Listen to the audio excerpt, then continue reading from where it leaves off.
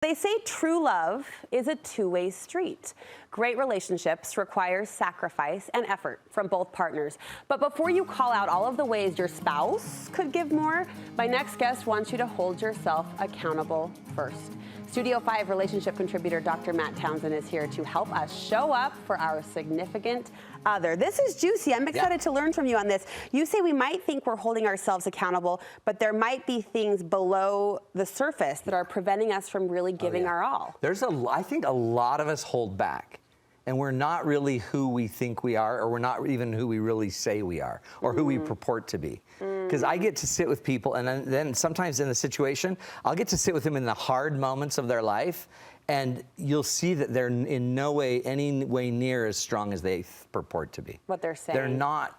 We're a lot more fragile on the inside. And so we have this really strong shell on the outside, but we're not vulnerable, and we're not doing any exercise on the inside. So we're just kind of weak, gelatinous-filled humans with strong barriers. And what is that, a protection mechanism? It's all protection. Yeah. And we got to break down the protection. And then what's cool is when you change it from the inside out, you actually become more flexible and dynamic instead of as rigid and just formal. All right, you have 4 simple but really beautiful, I'll say, truths pretty powerful. that once we understand them, you say will help us better show up for our spouse. First, no partner is perfect enough to absolve you as the growth only you can make. A lot of us wish our partner was so perfect that we would never feel anything we shouldn't feel. Well, strengths and weaknesses, right? I bring something to the table, you want your partner to bring something. But I want you to bring nothing but your strengths that serve me. Okay. I don't want you to bring a strength that actually tests me, that pushes me. So what I spend a lot of my time trying to do is perfect you so I don't feel the hiccups.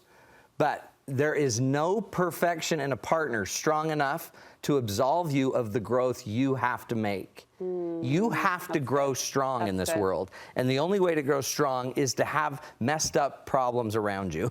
And when you have to deal with messed up issues and just difficulty and life, then all of a sudden you get stronger. So instead of abdicating your role of growth, hoping everybody changes and makes your day perfect, don't slam the door. Like trying to get every kid to do everything you need them to do. Just learn to grow the way you need to be flexible, to be dynamic, to be free, to allow things to be, and to allow people to have opinions. That is so beautiful and so well said. And I'm giving pause on the idea that someone else's strengths could test me, push me, like we fight a lot. Me to grow. Right. What if your partner's strength is just being out there socially, just gaming it 24/7? And you don't like that. Yeah. You want to be home with the kids, just sitting on the couch and your phone. Snuggling and smelling them. Maybe that could happen. All right, truth number 2, the biggest barriers to being loved are the ones we reactively construct ourselves. Yeah, we all have a past. And the past is where we've emotionally learned to manage life and our relationships and our love. And a lot of us, when we were young and in the past, built protective measures that we still use today in a relationship. If you were bullied when you were 12, you probably learned to set a facade up and a barrier to people getting close to you that is built like a 12-year-old. But then when you're a 45-year-old married person, it's hard maybe to get into you because you don't let people in, because if anybody has a tone of bully or a tone of pushback, you turn into the 12-year-old again. So is the goal to unlearn that or just to learn how to work with that? Part of it, it's probably unlearn it and then basically weirdly just adult up. Like, and start to recognize you have these scripts, and that script is keeping you from being vulnerable. The script is keeping you from being open. The script is removing intimacy and closeness in your life. It's keeping some people away. Some of us are too mean. We fight and we push people away. Some of us run away when we're hurt.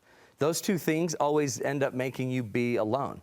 So those patterns are what are keeping you from being loved, and they actually started originally where you learned you weren't lovable.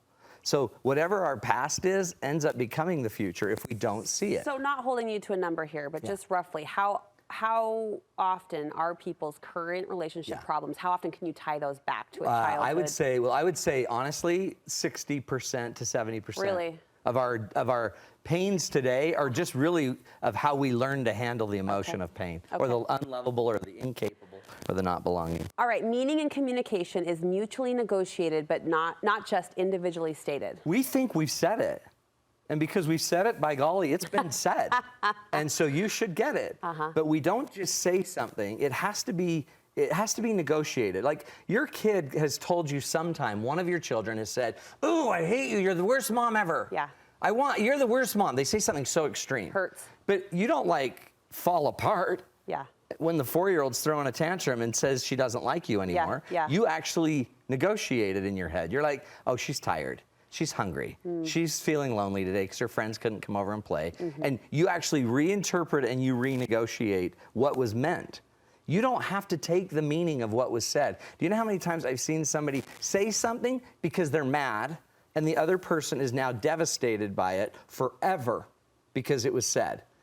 But they don't necessarily notice it was said when they were mad. It was said at 2 in the morning when they hadn't slept for 2 days. I mean, but and they're angry. Words matter. Well, they do matter, but they also, the neat thing is we've also evolved a brain that also understands the context of the words and the timing of the words and the tone of the words and the history of the words. We also understand if our partner, if we've gotten into the earlier stuff we've talked about, I understand that they have a deep wound that they've always been battling their whole life. And I've probably stepped on that wound. And when I step on it, then they say the words. The words, I guess is the point, are not the only way to form the meaning. Got it. The meaning we have to co-create and co-negotiate. 1 minute left. Don't let your automatic thoughts rob you from actually thinking. That's good. It's huge.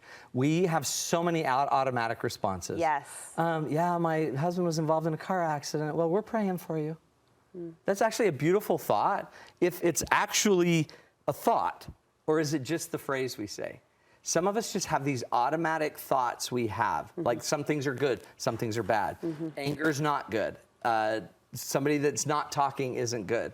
But the benefit of actually being present, so it's called mindfulness, right? And mindfulness, we're finding out, is the #1 way to curb an appetite or a habit or an addiction is to actually get mindful into the addiction. When someone's smoking, they're not mindful about it. They're just in the habit of smoking. Yeah. But if you actually stop and taste what you're doing and smell what you're doing and notice you're alone on a patio in the cold, you might start to recognize and think that this isn't a good habit for me. That very thought of mindfulness actually changes your ability to fix it in the Matt, future. this is so good. Thank you. Powerful stuff. Thank you. This is the kind of education you're giving people through your Becoming One program. Becoming One. You've got details on your website. MattTownsend.com. Check it out. It's just a really inexpensive way to be in a community that's trying to get better in all of our relationships. We'll link you over from our website. Be sure to check it out if this message resonated with you. So many couples being helped and changed by Matt's Becoming One program.